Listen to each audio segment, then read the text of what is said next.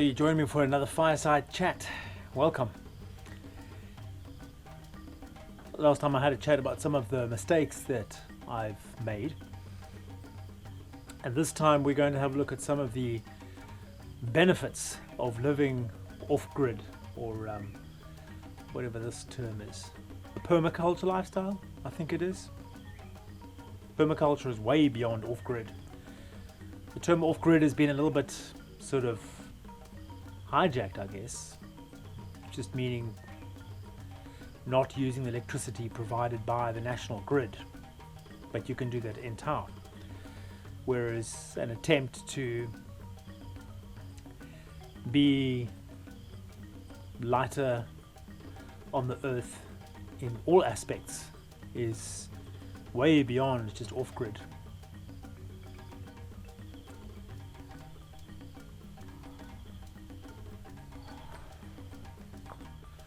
I think that the term off-grid is still a reasonably good term, but I think that the term permaculture is a better one. Off-grid kind of implies that you are clearly making your own energy, but permaculture implies that absolutely everything that you do, from the work that you do, the transport that you use, the food that you grow, the house that you live in, is designed in a way to last forever. Benefits of living off-grid. The obvious ones in this country right now are that from an electricity point of view, I don't have to deal with what is known as load shedding. For the last several years, South Africa's power infrastructure has been battling to keep up with requirements, and so at times, typically during the height of summer and the nadir of winter, is load shedding. So for a couple of hours each day, it's usually scheduled, power is cut off. Electricity is cut off across the country in order to save power, to ensure that the power stations at that peak supply can continue to power the country. Now, this has been going for years, so I don't have to deal with that. But of course, I have to deal with other issues, such as the string of cloudy days means that my solar power is not going to, if I use my electronic appliances without keeping an eye on the power meter, then I will end up with no electricity, which has happened a couple of times, but that was before I bought myself a battery monitor. The fundamental difference is that you're in control. Some of the other benefits are, from a transport point of view, a lot of cycling is healthy for you. I've fallen in love with my boyhood pleasure of cycling again. You might get to your destination a bit sweaty, but it's, as long as you have a change of clothes and some deodorant with you, you should be fine. And bicycles don't take much in the way of money to keep going. Fresh fruits and vegetables from the garden, that's another obvious one, and grown organically, so no fertilizer in the ground, only compost, and no pesticides. So your spinach might be a little bit holy, but at least you know that there aren't any poisons going into your body. Some unexpected advantages of living a permaculture lifestyle. Looking at nature with the wonder of a boy, or if you're a woman, with the wonder of a girl. That was unexpected. To see a grasshopper or a butterfly and follow it with glee. I suppose that is why somebody like David Attenborough has that boyishness from spending all that time in nature. It just keeps you a kid.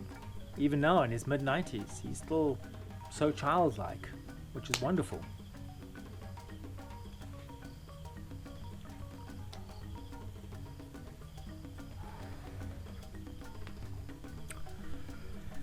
The permaculture lifestyle is cheaper than a conventional Western urban type of lifestyle. Some future advantages I see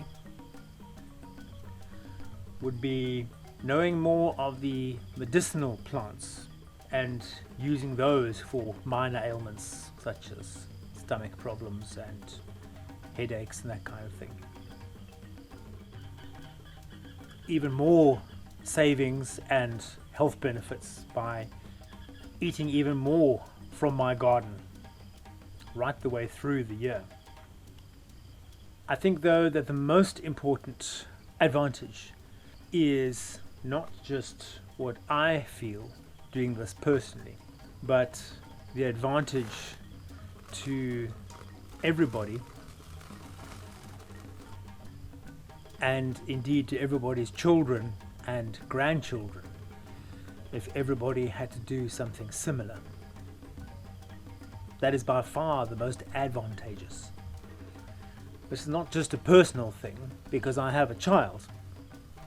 I think I wouldn't give a shit if I didn't. I'm doing this and putting this out on YouTube. I'm effectively broadcasting my lifestyle, and my reasons for doing it are so that we don't go extinct. It's as simple as that. We have to look at a different way, a regressive way. I know that's a horrible word to use, but it's true. We can't keep on growing the way we are, population wise, and each new member of the human race building their own 2 or 3 houses in their lifetimes. There's no way.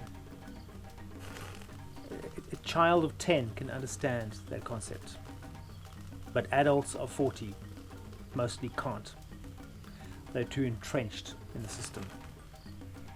They can't. I don't blame them. This is difficult to do. But a pioneer I must be, and I'm not the only one, as John Lennon once said. So I'm going to enjoy my warthog sausage and carry on as best I can with a lifestyle that, if everybody emulated, would mean that the human race would be here forever. And my daughter is part of that human race, so yeah.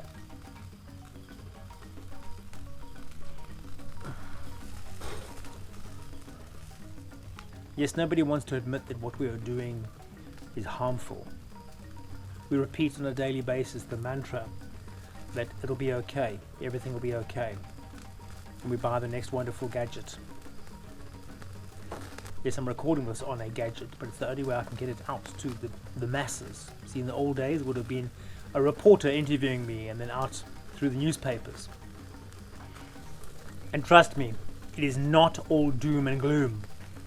You might not have the best car or a car at all, but you'll be much happier for it.